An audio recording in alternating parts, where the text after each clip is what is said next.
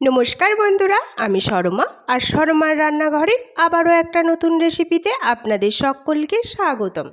আজকে নিয়ে এসেছি সম্পূর্ণ নিরামিষ কাঁচা কলার কোপ্তার রেসিপি। এই কাঁচা কলার কোপ্তাকারি কিন্তু খেতে অসম্ভব সুন্দর হয়, আর যে কোনো নিরামিষ দিনে আপনারা এটা খুব সহজেই বাড়িতে বানাতে পারেন। আমরা অনেকেই বাড়িতে এই কাঁচা কলার কোপ্তা বানিয়ে থাকি, তবে আমি যেভাবে এই কাঁচা কলার কোপ্তাকারি বানাই তাই শেয়ার করব আজকে আপনাদের সঙ্গে। তাহলে চলুন দেরি না করে শুরু করে ফেলি আমাদের আজকের রেসিপি। আজকের রেসিপির জন্য আমি এখানে নিয়েছি দুটো কাঁচা কলা। কাঁচা কলাটাকে আমি মিডিল বরাবর এইভাবে কেটে নিয়েছি, দিয়ে এটাকে ভালো করে ধুয়ে নিয়েছি। আর নিয়েছি একটা আলুটাকে আমি এভাবে ছাড়িয়ে নিয়েছি, আপনারা না ছাড়িয়েও নিতে পারেন। এরপর ওভেনে একটা প্যান বসিয়ে দিয়েছি, এর মধ্যে দিয়ে দিচ্ছি কিছুটা জল দিয়ে এর মধ্যে আমি কেটে রাখা কলা আর আলুগুলো দিয়ে দিচ্ছি। কলা আর আলু দেওয়া হয়ে গেছে। এরপর এর মধ্যে আমি অ্যাড করছি সামান্য লবণ, আর দিয়ে দিচ্ছি সামান্য হলুদ গুঁড়ো দিলে এই কলার যে কষ থাকে সেটা অনেকটা কেটে যায়। এরপর এটা আমি ঢেকে 10 মিনিট মিডিয়াম আঁচে ভালো করে সিদ্ধ করে নেব। ফিরে আসছি 10 মিনিট পর, ঢাকা খুলে দেখিয়ে দিচ্ছি। দেখুন, কলাগুলো আর আলুটা কিন্তু খুব ভালোভাবে সিদ্ধ হয়ে গেছে। এরপর আমি প্যানটা ওভেন থেকে নামিয়ে নিচ্ছি। এরপর একটা চামচের সাহায্যে আমি কলা আর আলুগুলো জল ঝরিয়ে একটা প্লেটের মধ্যে তুলে নিচ্ছি। জল থেকে কলা আর আলুগুলো ভালো করে তুলে নিয়ে আমি এটা কিছুক্ষণ ঠান্ডা করে নেব। ফিরে আসছি ঠান্ডা হয়ে যাওয়ার পর। দেখুন, এখানে আমি ভালো করে ঠান্ডা করে নিয়েছি। এরপর এই কলার খোসাটা আমি এইভাবে ছাড়িয়ে নেব। কলাটা আগে সিদ্ধ করা আছে বলে এর খোসাটা কিন্তু খুব সহজেই ছেড়ে যাচ্ছে। আর এই কলার খোসাটা আপনারা ফেলে না দিয়ে আপনারা এটা কাঁচা কলার খোসার ভর্তাও করে নিতে পারেন। এইভাবে আমি সবগুলোর কলারই খোসা ভালো করে ছাড়িয়ে নিচ্ছি। সবগুলো ছাড়ানো হয়ে গেছে। এরপর একটা কাঁটা চামচ দিয়ে আমি এইভাবে কলাগুলো ম্যাশ করে দিচ্ছি। কলাগুলো আমার ম্যাশ করা হয়ে গেছে। এরপর একটা গ্রেটার দিয়ে আমি আলুটা এভাবে গ্রেট করে নিচ্ছি। আলুটা এইভাবে গ্রেট করে নিলে আলুর মধ্যে যে একটা দানা দানা ভাব থাকে সেটা কিন্তু থাকে না, এটা খুব স্মুথভাবে মাখা হয়ে যায়। দেখুন, এখানে ভালো করে আলুটা আমার গ্রেট করা হয়ে গেছে। এরপর এতে আমি অ্যাড করছি সামান্য হলুদের গুঁড়ো, সামান্য লঙ্কার গুঁড়ো, আর দিয়ে দিচ্ছি সামান্য জিরের গুঁড়ো আর স্বাদ অনুযায়ী লবণ। এর সাথে দিয়ে দিচ্ছি 2 চামচ মতো বেসন একেবারেই অল্প দিচ্ছি। এরপর হাত দিয়ে আমি এই সব উপকরণ খুব ভালো করে মেখে নেব, মেখে একটা ডো মতো করে নেব। এইভাবে কাঁচা কলার কোপ্তাকারি করে দেখবেন, এটা কিন্তু খেতে অসম্ভব সুন্দর হয়। দেখুন, কথায় কথায় আমার এখানে কিন্তু মাখা হয়ে গেছে। এরপর আমি এটাকে রেখে দিয়ে হাতটা ধুয়ে আসছি। হাত ধুয়ে হাতে সামান্য আমি একটু সাদা তেল মাখিয়ে নিয়েছি। এরপর এখান থেকে সামান্য একটু মিশ্রণ নিয়েছি, দিয়ে এইভাবে 2 হাতে তালুর মধ্যে নিয়ে আমি গোল আকৃতি শেপ দিয়ে নিচ্ছি। আমি এখানে গোল আকৃতি করে নিচ্ছি। আপনারা যদি চান তাহলে এটাকে চ্যাপটাও করে নিতে পারেন, বা আপনাদের মনের মতো শেপ দিয়ে নিতে পারেন। এইভাবে আমার একটা করা হয়ে গেছে। এইভাবে পর পর আমি সবগুলোই করে নিয়েছি। দেখুন, এখানে সবগুলোর শেপ দেওয়া হয়ে গেছে। এরপর ভাজার পালা। তার জন্য কড়াই বসিয়ে দিয়েছি ওভেনে। কড়াইটা ভালো করে গরম করে নিয়ে আমি এর মধ্যে দিয়ে দিচ্ছি কিছুটা সরষের তেল। সরষের তেল দিয়ে তেলটা আমি খুব ভালো করে গরম করে নেব। দেখুন, এখানে সরষের তেলটা আমার খুব ভালোভাবে গরম হয়ে গেছে। এরপর এই গরম তেলের মধ্যে আমি এই কাঁচা কলার কোপ্তাগুলো একটা একটা করে দিয়ে দিচ্ছি। আমি এখানে 6টা কোপ্তা একসাথে দিচ্ছি, এর বেশি এখানে দিচ্ছি না। এবার এই 6টা কোপ্তাকে আমি খুব ভালো করে উল্টে পাল্টে লাল লাল করে ভেজে নেব। আর এই কোপ্তাগুলো ভাজার সময় আঁচটা কিন্তু আমি মিডিয়ামে রেখেছি। এই কোপ্তা ভাজতে ভাজতে সকলকে আবারও সেই একই কথা মনে করিয়ে দিই, যারা আমার চ্যানেলে নতুন প্লিজ প্লিজ প্লিজ আমার চ্যানেলটি একটু সাবস্ক্রাইব করে আমার পাশে থেকে যাবেন। আর যারা অলরেডি করে দিয়েছেন তাদের অসংখ্য অসংখ্য ধন্যবাদ।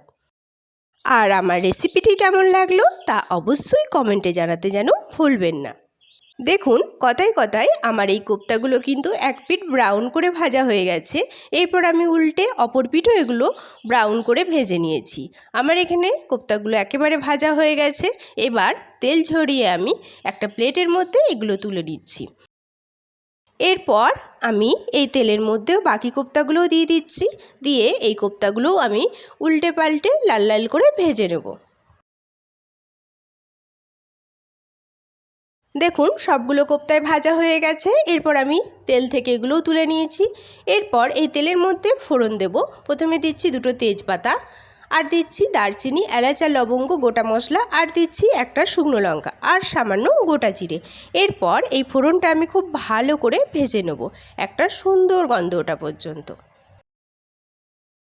ফোড়ন ভাজা হয়ে গেছে। এবার এই তেলের মধ্যেই আমি কিছু মশলা অ্যাড করব। প্রথমে দিচ্ছি হলুদের গুঁড়ো, তারপর লঙ্কার গুঁড়ো, তারপরে দিচ্ছি সামান্য একটু জিরের গুঁড়ো আর একটু ধনিয়ার গুঁড়ো।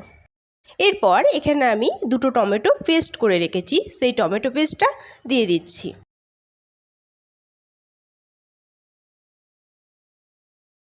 টমেটো পেস্ট দিয়ে এবার এটা আমি নেড়েচেড়ে খুব ভালো করে মিশিয়ে নিচ্ছি। মেশানো হয়ে গেলে এতে আমি অ্যাড করব স্বাদ অনুযায়ী লবণ, আর রঙের জন্য দিচ্ছি সামান্য একটু কাশ্মীরি লঙ্কার গুঁড়ো। এরপর এই সমস্ত উপকরণ আমি একটু মিশিয়ে নিচ্ছি। আর মশলা না ধরার জন্য আমি মিক্সিং জারটা ধুয়ে সামান্য একটু জল দিয়ে দিচ্ছি এর মধ্যে। জল দিয়ে এই মশলাটা এবার আমি একেবারে লো আঁচে খুব ভালো করে কষিয়ে নেব, যতক্ষণ না মশলার একটা কাঁচা গন্ধ কেটে যাচ্ছে আর মশলা থেকে তেল ছেড়ে দিচ্ছে। এই মশলা কষানোর কাছে কিন্তু যে কোনো তরকারির টেস্টটা নির্ভর করে। আপনারা যত ভালো করে মশলা কষাবেন তত ভালোই কিন্তু তরকারির টেস্ট হবে। যে কোনো নিরামিষ দিনে আপনারা এই রেসিপিটি করতে পারেন। এটা কিন্তু খেতে অসম্ভব সুন্দর হয়। এছাড়া বাড়িতে যদি কোনো আত্মীয় আসে তাহলেও আপনারা যদি এই রেসিপিটি করে দেন তাহলে তারা হাত চেটে খাবে। এটা এতটাই সুন্দর হয়। আমি এই রেসিপির মধ্যে আলু ব্যবহার করিনি। আপনারা যদি চান তাহলে এই রেসিপিটি আলু দিয়েও করতে পারেন, তাতেও কিন্তু এটা খুব সুন্দর হয়।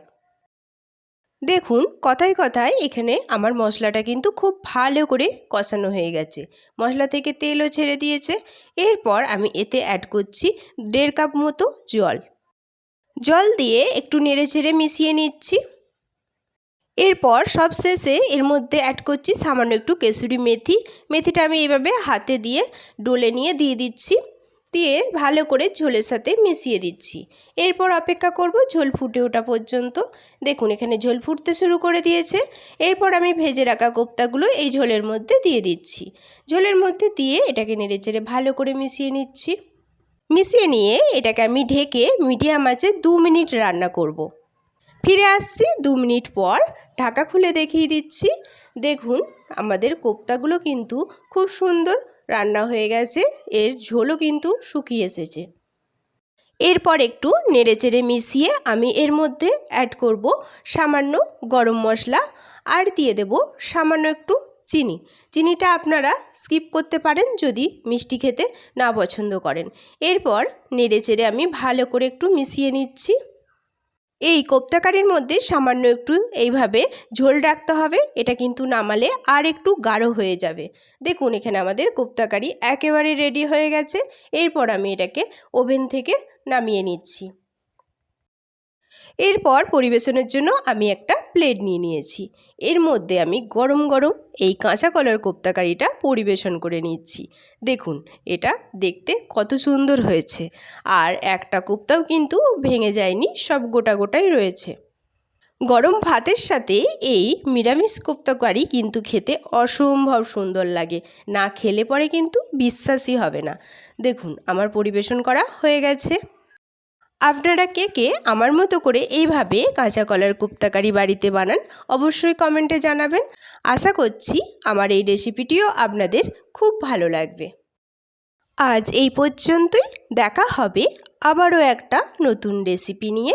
ততক্ষণ সবাই সুস্থ থাকবেন, ভালো থাকবেন, আর সকলকে অসংখ্য অসংখ্য ধন্যবাদ আমার পাশে থাকার জন্য।